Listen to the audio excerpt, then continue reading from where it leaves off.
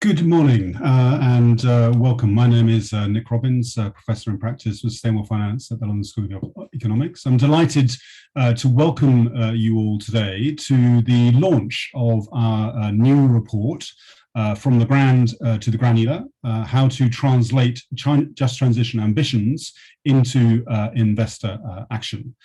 This comes at a really crucial time, clearly, for climate action, just a few weeks before the COP26 climate summit, and clearly we're all looking to increased ambition from governments, from businesses, from investors, from civil society, but also real action.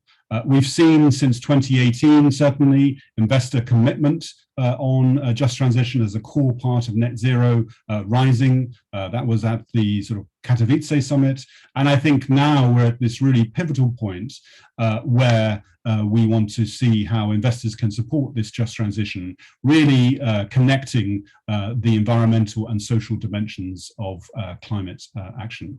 So today, I'm delighted to have a great guest list of speakers who will be going through this and really trying to show how the ambitions around just transition can be translated into practical action in business with workers and the role that investors can play. If I could ask my panelists maybe to just show their screens. Thank you so much. So first, we will be having a short presentation from my colleague Sabrina Muller, one of the co-authors of this report. Also, we were joined as co-author by Katarina Schwartz. And this report is the first of a series of reports that will be coming out on the linkages between environmental and social dimensions of climate action with Candriam. So this is a first report. Following that presentation, we'll have three responses from from practitioners. Firstly, delighted to welcome you, Alison Tate, Director of Economic and Social Policy from the ITUC. Welcome, Alison. Then David will move from Brussels to the south of Paris. David Czupryna, who is the head of ESG development at Candriam, to get your view about why investors are taking this seriously and what you can do. And then Carine de Boissezon, believe you're in Marseille, so enjoying the IUCN Biodiversity Summit. So Carine, to you, Chief Sustainability Officer at EDF, and obviously one of the companies that we feature in the report about how you are really making just transition part of your overall climate strategy. So welcome, Carine, and welcome. I'm looking forward to your remarks. This is hopefully a very dynamic session, so please do use the Q&A to ask questions, and I'll endeavour to try and get to as many of those as possible, and really see how we can get this dynamic going in terms of the ways investors can work with businesses, trade unions, and so on, to ensure that just transition is a real enabler of rapid climate action. So without further ado, I'd like to hand over to you, Sabrina, really to run through the report and to bring out the key conclusions and the key findings, and then that will help really lay the basis for the discussion. So Sabrina, please, over to you. Thank you. Thanks a lot, Nick. Let me just pull this up full screen. So across the world, there is increasing commitment from governments, businesses, and investors to make the transition to a net zero and climate resilient economy. Ensuring that this transition is socially equitable and just is a critical enabling factor to achieve net zero, and this is increasingly recognized. The just transition was included in the Paris Agreement already to ensure respect for the labor and human rights of workers that are impacted by climate action. And in the past years, it has become clear that climate policies risk failure if they don't take into account the effects on employment, communities, and consumers, with the most prominent example being the Gilets jaunes protests. Also, COVID-19, of course, has revealed and also deepened inequalities and vulnerabilities in the global economy, making the just transition more crucial than ever, and making it essential that it builds a core part of COP26. A small but growing number of countries are introducing specific just transition initiatives, and businesses are also starting to act, often working with trade unions and other stakeholders. Investors are also recognizing their responsibility and role in delivering a just transition. Until recently, most investors have managed climate change primarily as an environmental driver of risk and return. But with the structural change that is required for the net zero transition, a rounded perspective is needed to move away from looking at environmental, social, and governance factors separately and rather view them as inherently connected.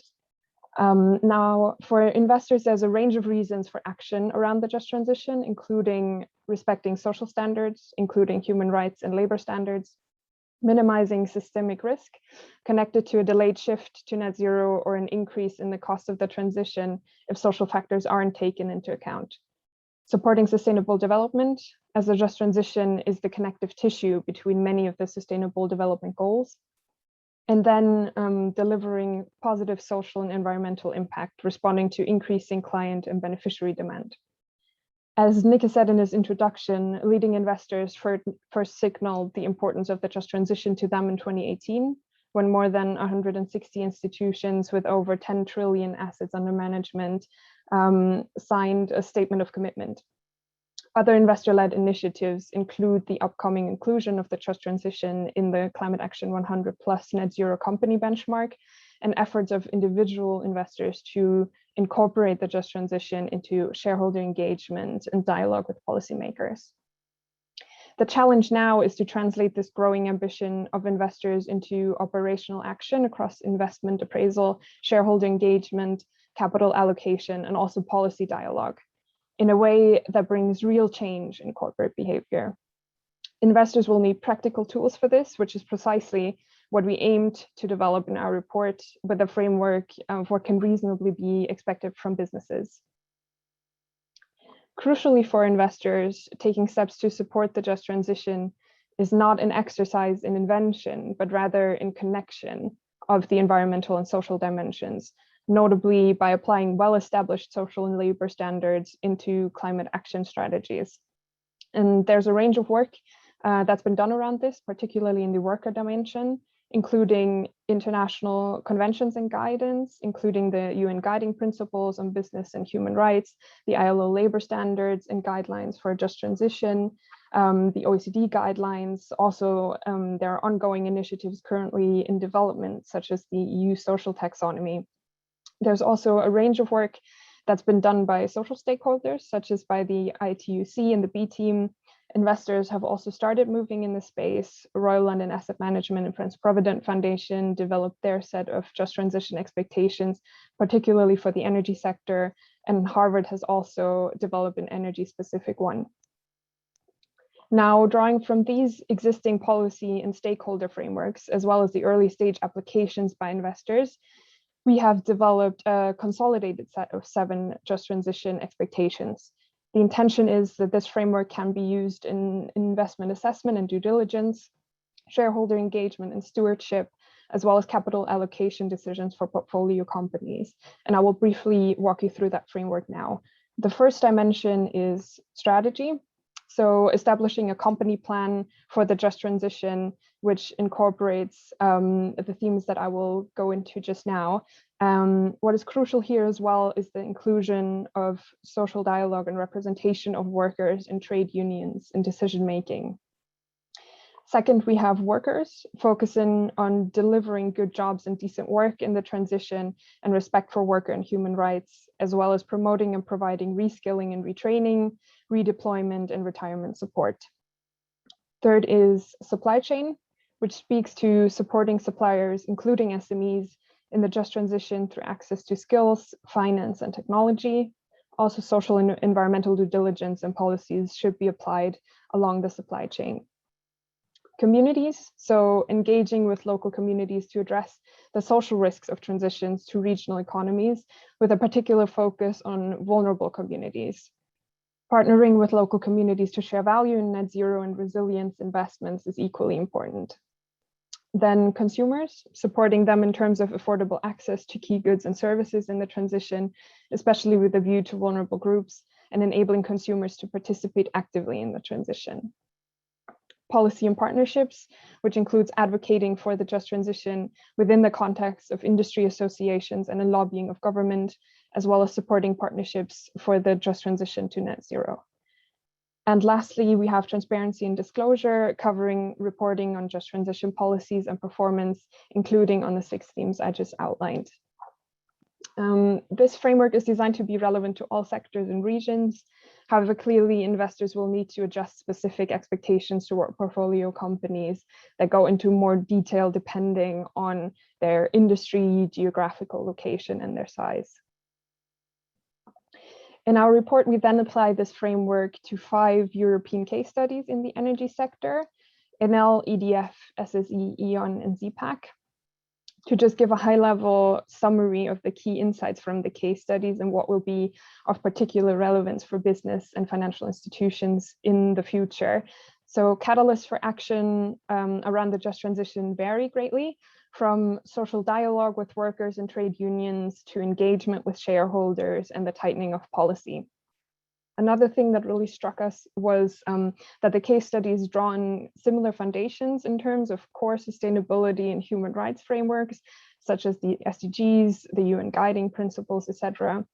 But in terms of a clear strategic basis that has been made publicly available, the examples vary widely, with SSE having a dedicated strategy on the just transition and some others including elements of the just transition in their sustainability strategies.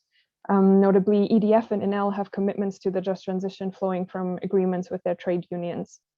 But overall, businesses will need to develop the strategic approach to the just transition more clearly.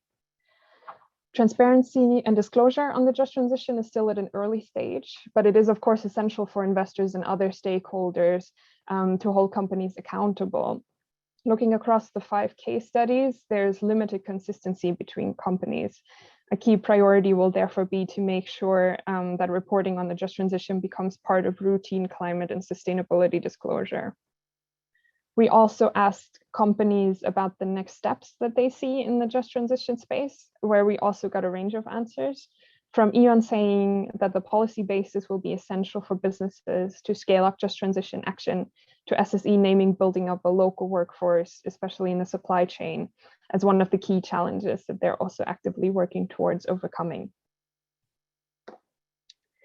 Now, if net zero is the what, the goal that we want to achieve, then the just transition is the how, the way we get there.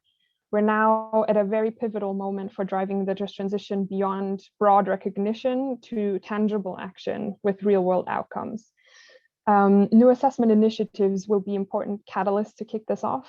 The first I've already touched on by Climate Action 100+, which brings together over 570 investors to coordinate engagement with companies that account for over 80% of corporate industrial GHG emissions.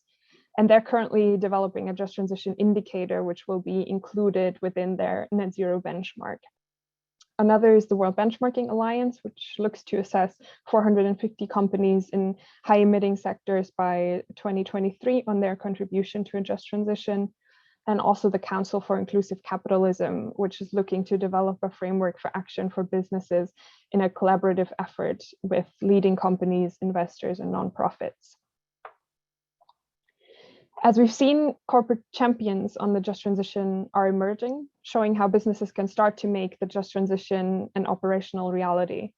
But these efforts are incomplete, both in terms of depth within companies and breadth across sectors and regions. Moving beyond the energy sector now, priority areas that have emerged from the work on this report include promoting convergence towards common approaches to help investors avoid reinventing the wheel and enable standardization, which will in turn also reduce costs. This will also ensure that just transition efforts have integrity, comparability, and scalability. The expectations framework we developed can be a helpful starting point for this, and we'll continue working with others to improve it and connect it with other efforts. Then understanding better the role of participation in just transition plans to develop replicable models for worker and community participation in corporate decision-making. The development of heat maps would be helpful, which pinpoint where particular attention is needed, since social benefits and social risks resulting from the net zero transition will, of course, not be distributed equally. Together with Leeds University, we have developed the Just Transition Jobs Tracker for the UK, and more work is needed to support investors in applying a place-based approach. Emerging and developing economies are particularly relevant for the just transition, with great investment needs for net zero, constraints on access to and cost of capital, and often weak social safeguards. The complexity of global supply chains can be a significant challenge for action and needs to be better understood. And finally, ultimately, the just transition is about tangible improvements to people's lives. The credibility of the just transition will be enhanced by showing how business action, and by connection investor support, is leading to real world outcomes. So to wrap up, the case studies we've included focus on companies that have made intentional efforts to advance the just transition. This still remains the exception rather than the rule, though. Investors can work with business, trade unions, civil society, and policymakers to move the just transition to the mainstream of the climate agenda. It'll need to become part of every business plan and financing strategy for climate action to make sure that the social impacts of the move to a net zero economy are routinely included in decision-making processes. This will require a significant scale-up of effort from all parties, and not least by investors. And with that, I'm going to hand back to Nick to kick off the panel discussion. Well, thanks so much, Sabrina, for bringing the report to life. So, panelists, that's the agenda we have. We've all had actually inputs from you into the report. So, I'd like to start with you, Alison Tate, at the ITUC, really to give your first thoughts about the report, but also the role that you see from a trade union perspective that investors can play, and some of the really practical operational things that you see really being needed in the time ahead. So, Alison, if I could turn to you, please, to start off. Thank you.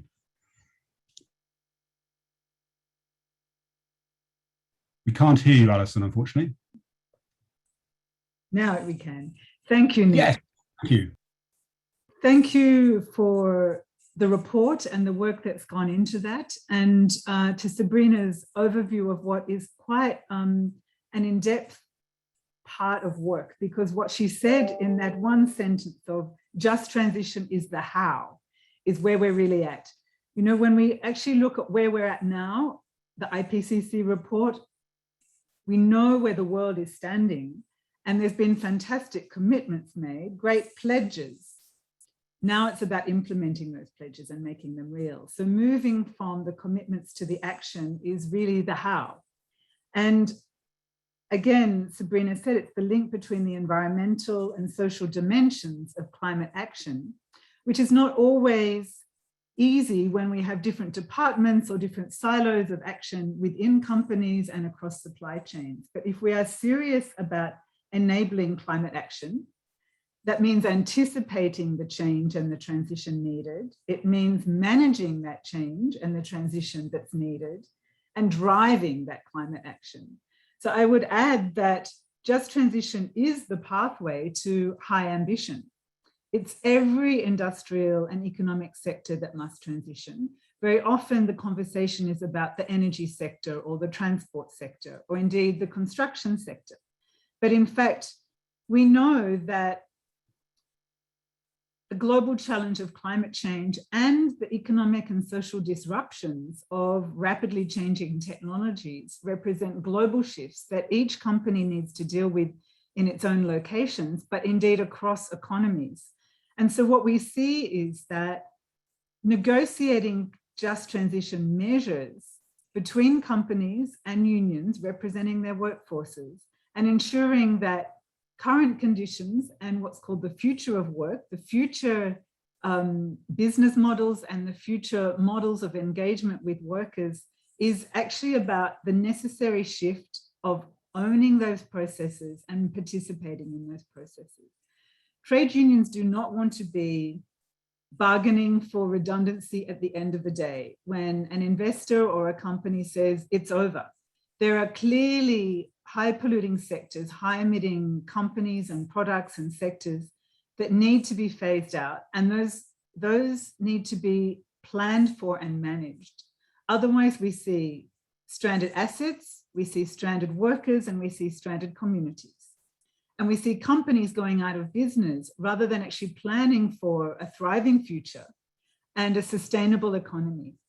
just transition is as much as managing workforce expectations and processes as it is ensuring that local economies are diversified and have a basis for ensuring prosperity for current workforces and future generations. So I would say that there are many jobs in transition. Often it's talked about in terms of clean energy infrastructure or investing in technological changes or in nature-based solutions. But what we see is that workers and unions need to be a part of the solution and part of the negotiation of those just transition measures. So we feel that the report very well outlines workers as both key stakeholders at a company level and at an industry-wide level, but that those social dialogue mechanisms are very different in different legal jurisdictions, in different industrial relations jurisdictions. And so some of the companies that are highlighted in the case studies show different approaches to managing that process. But the foundation principle of engaging the workforce in a process of planning and managing transition means having honest conversations about who is paying for the transition, who is paying for the training or reskilling, the redeployment. Now we can look at that from both a societal cost, but also the cost of inaction to those communities and to those companies is something that is not very well engaged with. The economic modeling is not there. So if we look at just transition planning as a process of bringing together both environmental, climate, and social and employment factors, then it is about labor market analysis for companies and industries and economy-wide processes. But it's also about ensuring that the expectations of action are providing certainty for businesses and for investors. So investors have a very key role in having those honest conversations with the companies that they invest in or that they're choosing to divest from, but to have conversations with real timelines and real action around the climate-related risks and opportunities. So those practical considerations that are outlined in the report, Nick, we find will be taken on by companies wherever they are in the point of the journey. But it is a journey that has to take into account risk mitigation and future-proofing supply chains. If these assessments are not being done, it is not a solid base for a supply chain. That's about understanding, are living wages being paid? Are workers' rights being respected? Are workers able to be represented? Is freedom of association real? What's going on in terms of harassment in workplaces or dismissal of trade unionists or hours of work? These are fundamental workers' concerns that across a supply chain, we've seen through the social auditing processes of the last decades, are often understood as a tick box exercise and not as an engagement process or as a risk mitigation process. So we see that building and indeed ensuring resilience is a part of the process of just transition and a real outcome and benefit of putting in place just transition processes. So really, are investors asking the questions of the companies? Are the executives, the CEOs and the boards listening and acting? And otherwise, is this just all greenwash?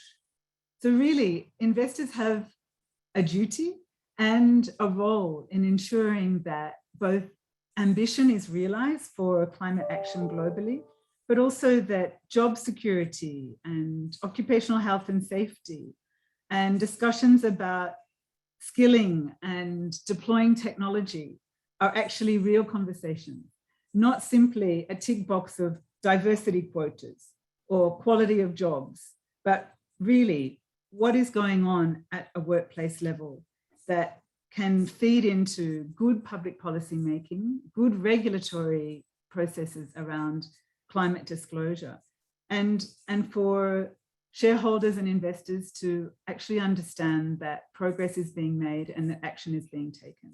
Thank you. Wonderful. Thank you so much, Alison, for those initial responses. And I think actually there was a very direct link to you, David Shabrina at Candriam. Are investors asking the questions and in a way which is profound and sort of moving from a tick box? So David, over to you. Really looking forward to your contribution. Thank you. Thank you, Nick, and good morning, everyone. Well, thanks for producing this first report, which is really about setting the stage and providing some insights into the way ahead. And I think this was an essential exercise that you have accomplished. Candriam is a large asset management firm, and the just transition has been central into our approach to climate change and how to integrate climate change in everything we do.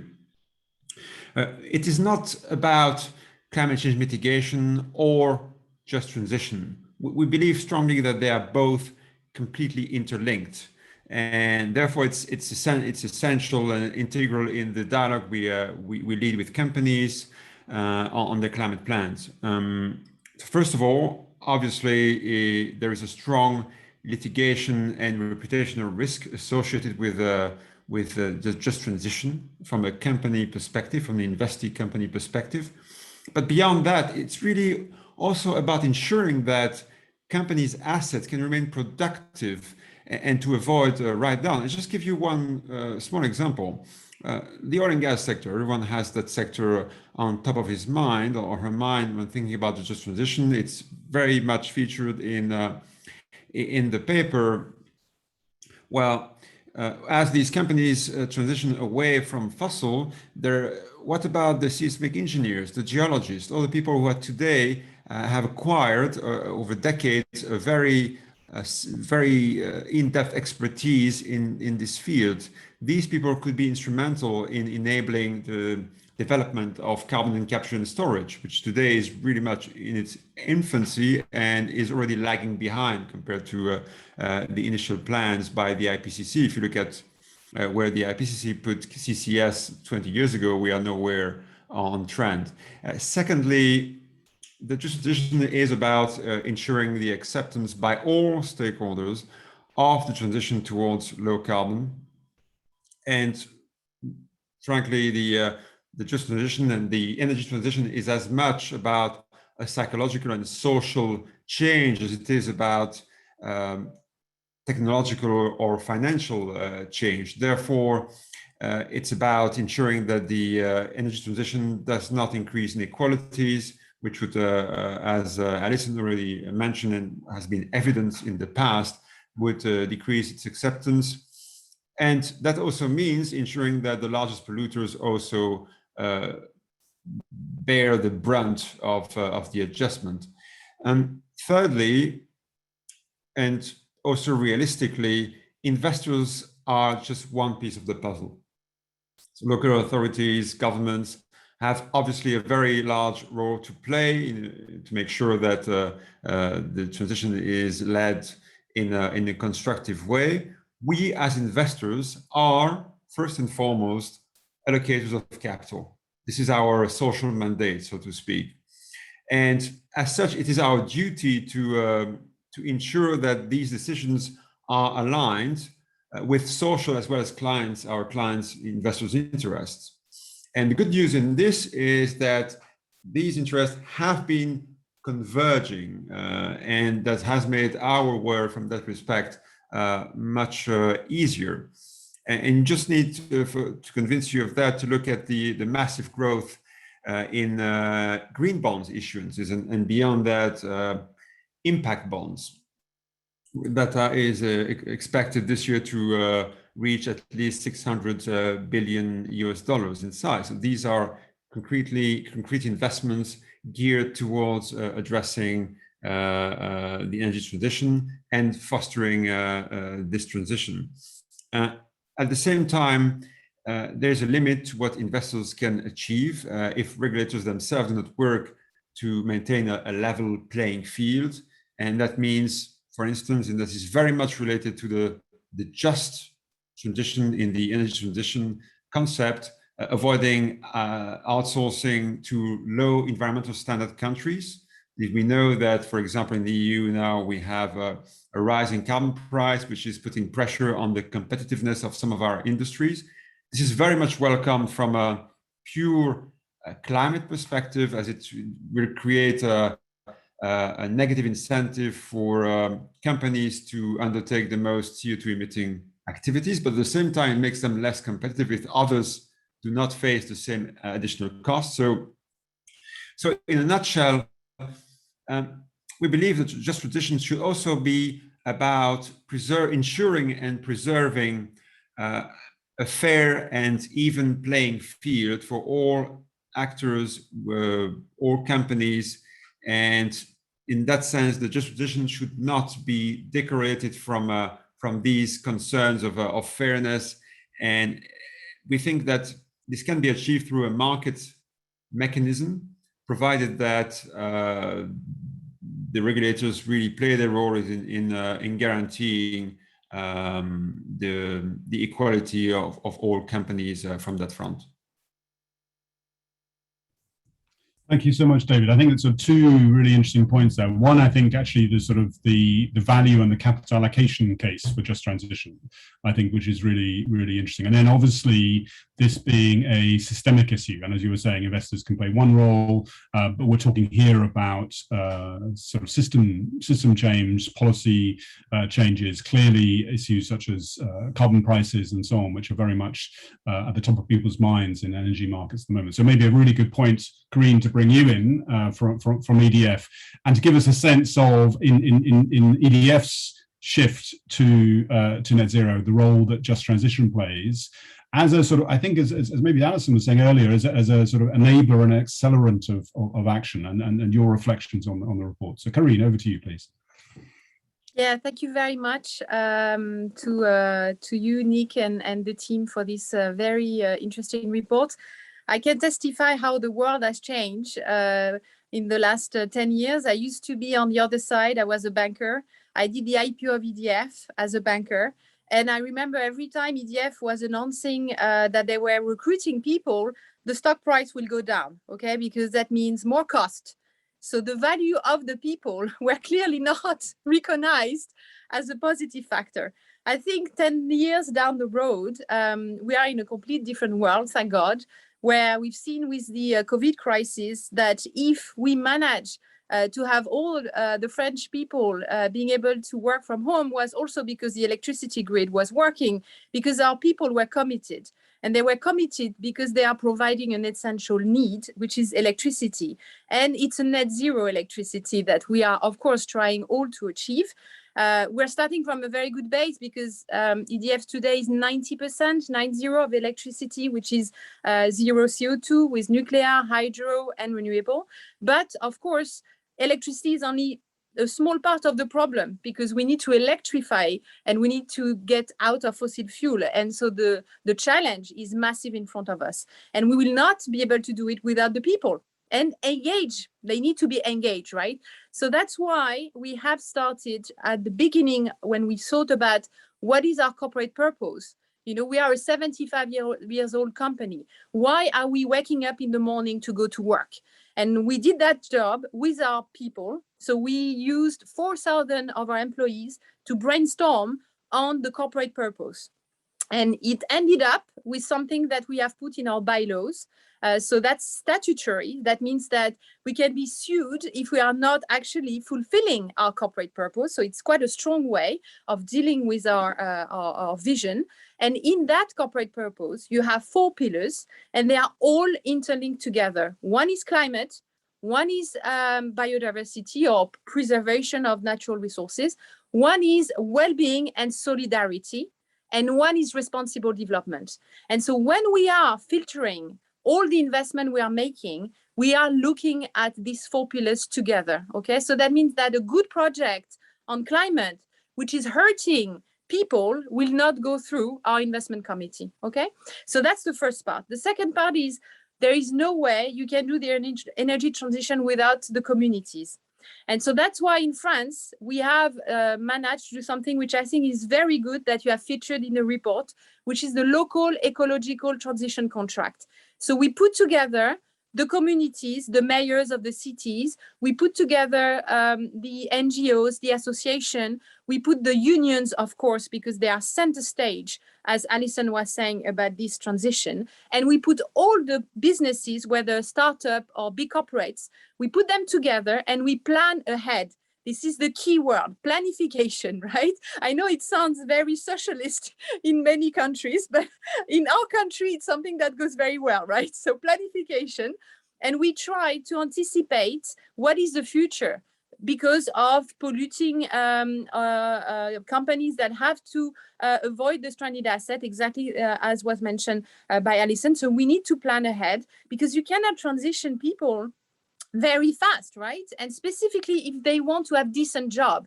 I like to say this, which is not very nice to hear, but you know, when you close a nuclear station, it's not the same amount of people that you used to do a wind farm. Okay, let's be clear. Or of course, even more the coal station and the gas station. So of course, having to do the transition, not that closing nuclear is doing anything for CO2, as you know, but let's not enter the political debate on this.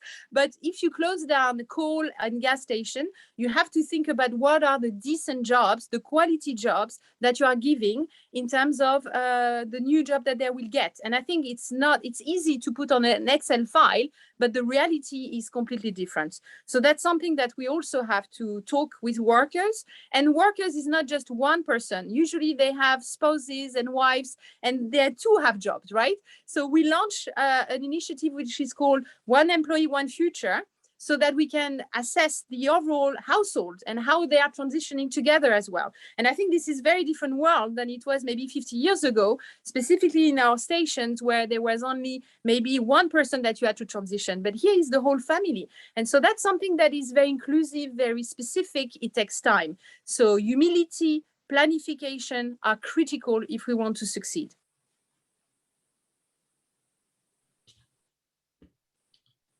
Thank you so much, Carine. I mean, I must say that I found actually in all the various case studies, these local energy transition contracts really interesting. And just to confirm, these are voluntary initiatives that you've been taking? Yes. Yeah. Voluntary initiatives that we have taken. And this is, of course, gaining a lot of traction.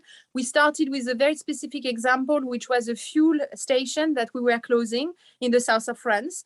And we transformed it into one solar farms plus an ecosystem around hydrogen. So we are basically financing startup to create a hub for innovation. And we have these solar farms. And on top of it, we are looking at how we can ensure biodiversity is protected. Because as you know, biodiversity and climate are very much linked as well together. So the whole systemic thing of looking at our mission is very important, because one can be good for climate, bad for biodiversity, good for climate, bad for jobs. So you have to really think about it as a systemic approach.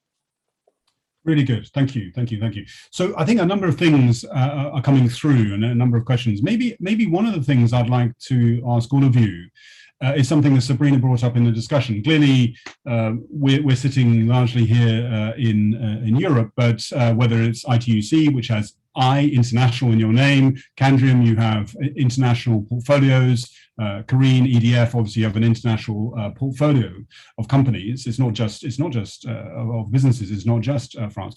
Maybe I'd be interested to sort of tease out the issue of what this means in developing and emerging economies, which clearly have greatest needs for investment, and where actually in many cases actually the transition needs to be more rapid than here in Europe, because actually it's Europe peaked emissions in the 1970s, whereas many emerging countries have not yet peaked their emissions. So thoughts particularly on that dimension and how we grapple with that, because I think that's going to be the real test. I don't know who would like to kick off on that. I can get us started, but really I think Alison would have, I mean, I'd be really interested to hear what Alison has to say, because as she mentioned, it's also about ensuring that workers have a say. And in many of these countries, that's not the case, and especially in Asia. So from our perspective, it's indeed a fascinating topic.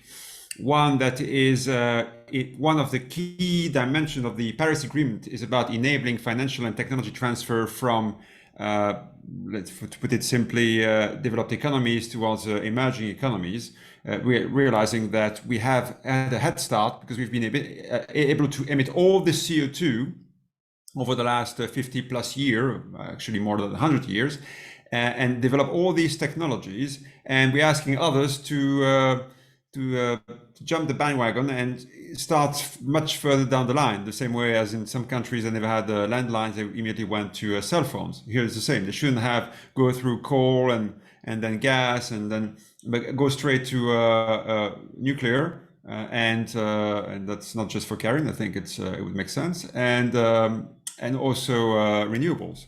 So for us as investors, the first concern is really to ensure that whenever we invest in a company, emerging market, let's say an energy company, for the sake of the example, that the capital they commit over the long term will not create some stranded assets that would also mean stranded workers. We talk about assets, but it's as much about people. And whenever you have a coal power plant or a coal mine that is being developed today in China, well, it's also people who have been committing their career and their life to that path that are at risk of losing that job if China becomes serious about closing its core industry. So that's where we have our strong concern. This is why, for example, we decided to avoid this sector altogether. In other cases, it's much about having conversations with companies and ensuring that where they're committing the capital is aligned with where they should commit their people to enable that transition. Great, thanks, David. Maybe to you, Alison, and then after that, Carine. Alison, please. I think there are a couple of points that are really essential to answering the challenges for developing and emerging economies. One is that access to finance, access to capital is not the same in the developing world as it is in the countries of Northern Europe, for example. The financial sector products are just not being utilized or not accessible. It's almost like a household level access to credit, right? We have this enormous disparity across different countries and different levels of development. So in terms of how investment vehicles are being used and how assessments are being made around investment in intellectual property or access for technological transfer is a key question when much of that is dominated in the global north. And that's one aspect, the materiality of decisions around access to finance and investment vehicles.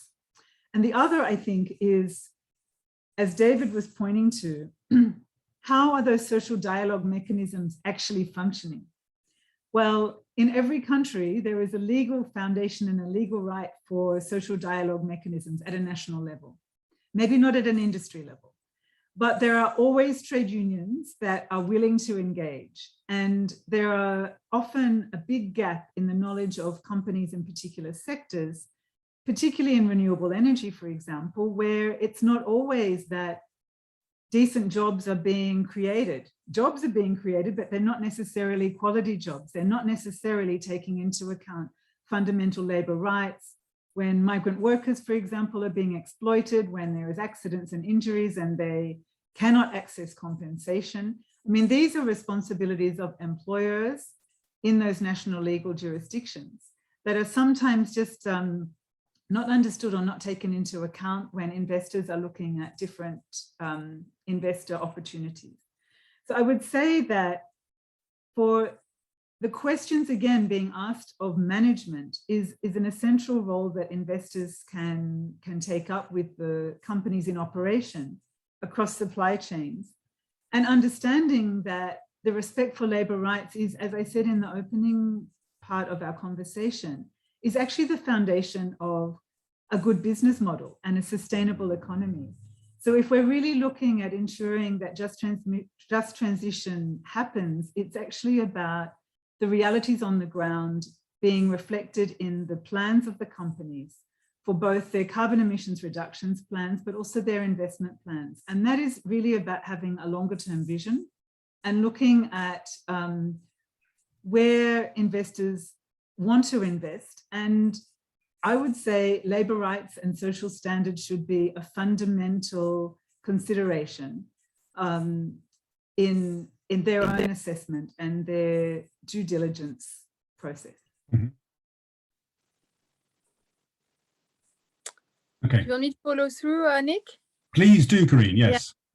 So, I mean, I couldn't agree more with what has just been said. I think on our side, and I think it's mentioned in the report, we have this global agreement with our unions and on all, I would say, corporate social responsibility issues. And we've been very much pushed forward by a law in France called the Duty of Care law. I don't know if you remember this accident in Bangladesh, the Czupryna building that was completely destroyed, and everybody in France discovered how many of the French companies were supplying, they were suppliers of this company that were involved, right?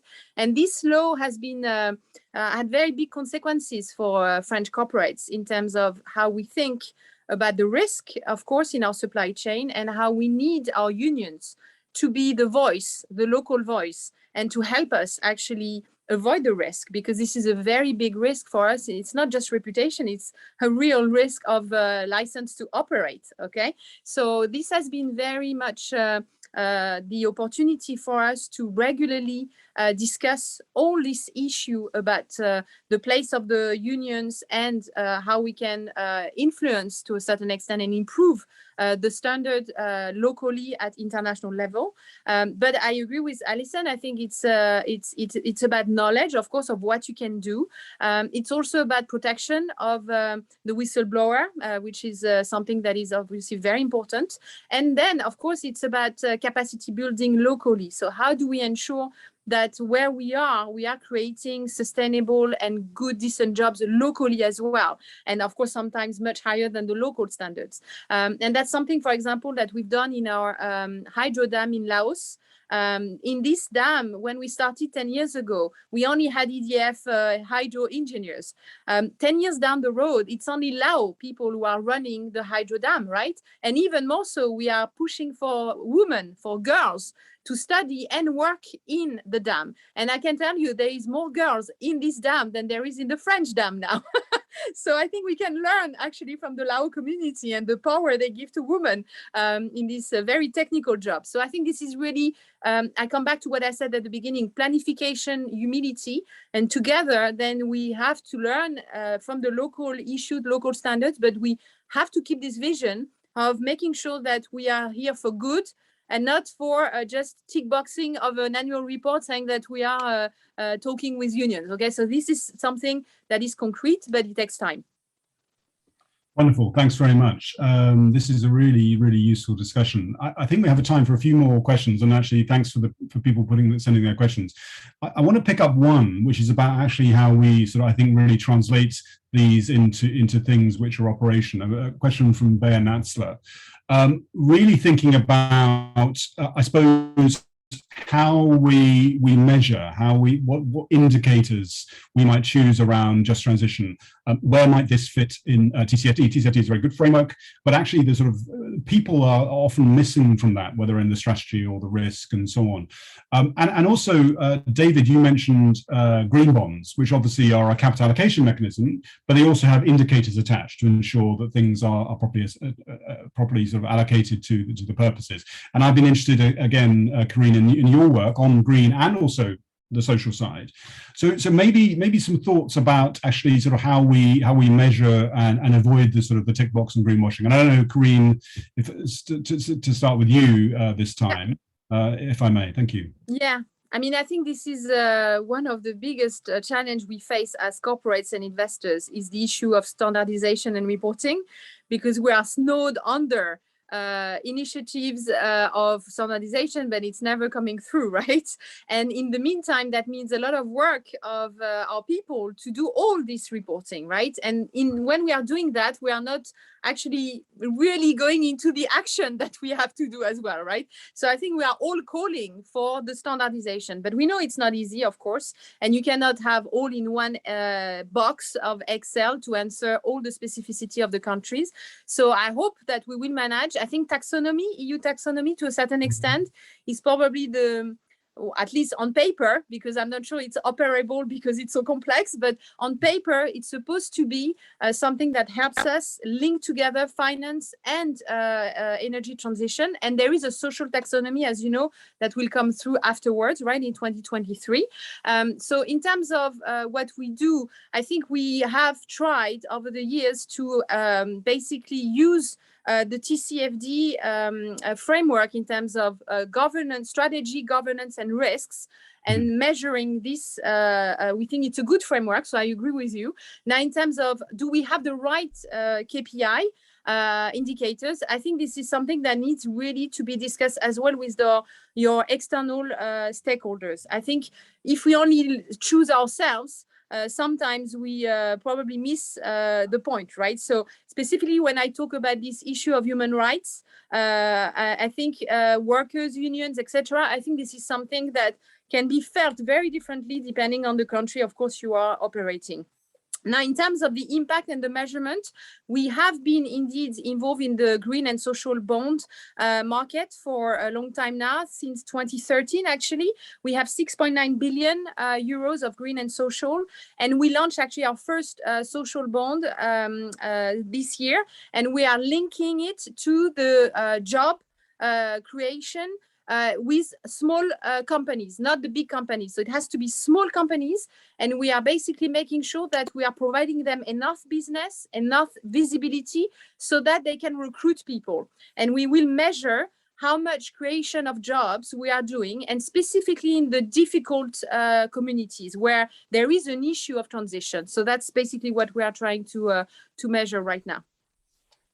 Brilliant. Thanks very much. David, your thoughts. Again, there are a number of investor frameworks coming along, this CA 100 plus, which was mentioned. Your thoughts on particularly on this? Sure. Yes, it's a fast evolving topic, and Carine has dropped a few keywords here, and that gets us into the ESG alphabet soup. But taxonomy is clearly one aspect. There is a social dimension to the existing environmental taxonomy, but it's very much about ensuring minimum standards, including social standards, are safeguarded. So we are not here really on the ground of just transition territory. We are very much ensuring that companies we invest in not only have undertake green activities as per the EU taxonomy criteria, but also ensure freedom of association, respect of human rights, labor rights, and so on. So it's not yet taxonomy, just transition area. For that, I think what the example Carine just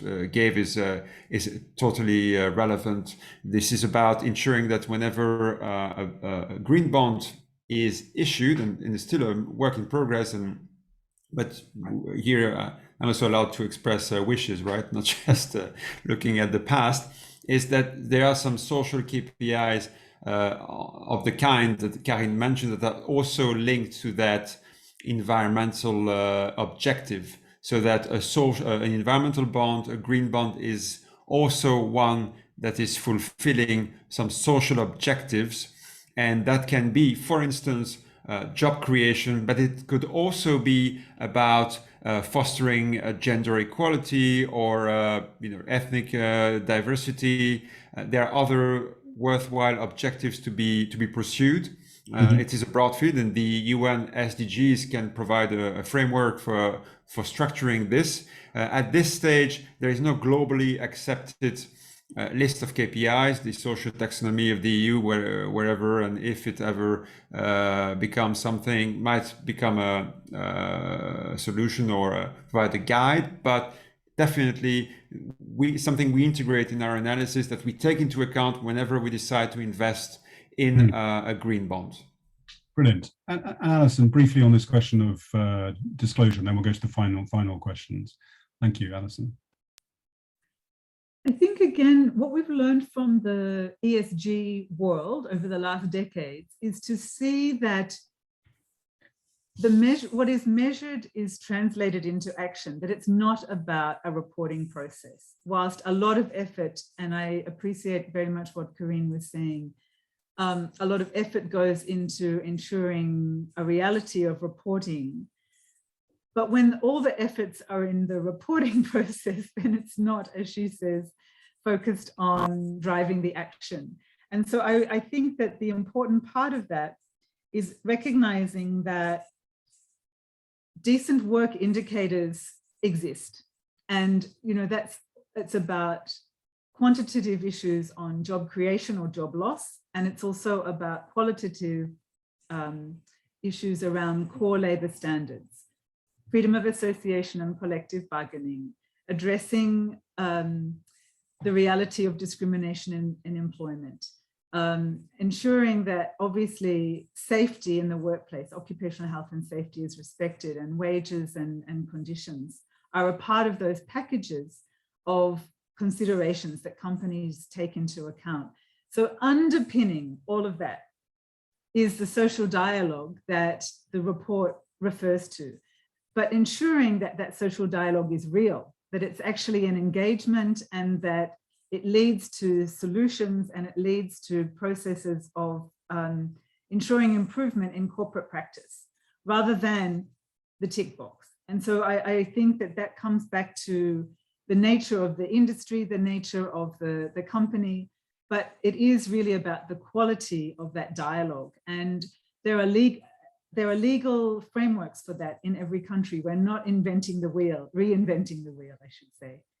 Thank you.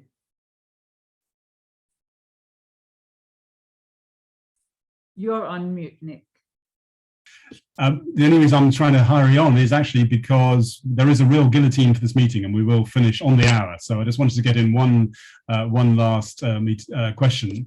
Really, and this is one which is an obvious one, but one has been asked by David Krivinek. We have a few weeks to go to COP26. We have increasing momentum around this. It's been great to hear all the practical suggestions here, but I'd really welcome your thoughts as panelists. And I don't know, Sabrina, if you wanted to join as well. Closing thoughts briefly, if I may, because it will be less than a minute each, about what you're hoping to see. So Alison, maybe you first, but brief if you could. Sure. Well, we want to see just transition included in the NDCs. We want to see both the ambition of governments raise their ambitions in real ways, but ensure that that social dialogue is real.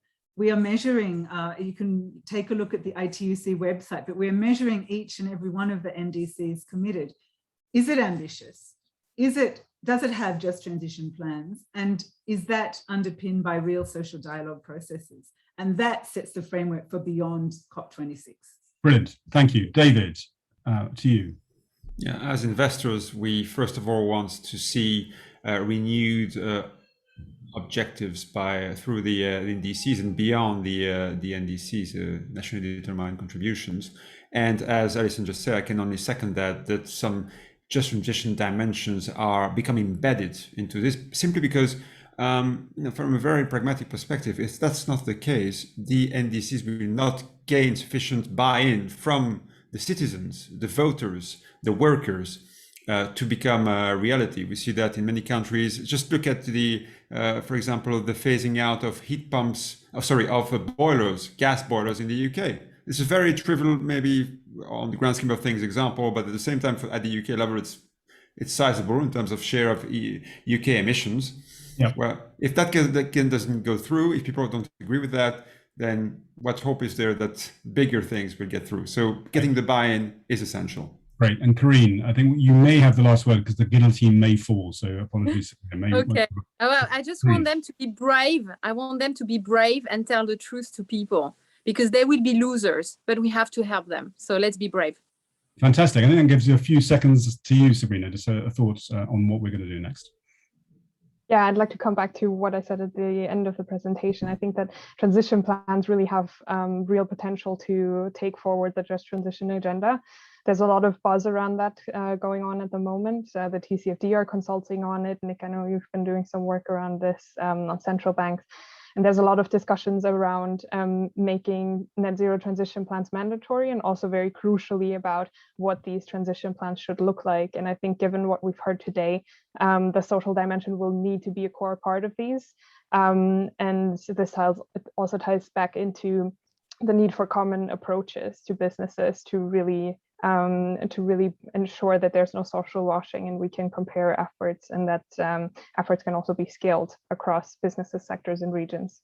Brilliant. Well, thanks, Sabrina. Thanks, everyone. Thanks, Alison Tate, Carine Boissezon, and David Czupryna. Thanks to my colleagues, Alison Peacock and Tam Philman. And thanks to all of you for joining. This is hopefully the beginning of more action. Please do download the report. Please do act, and good day. Thanks for joining our session. Thank you so much. Bye-bye.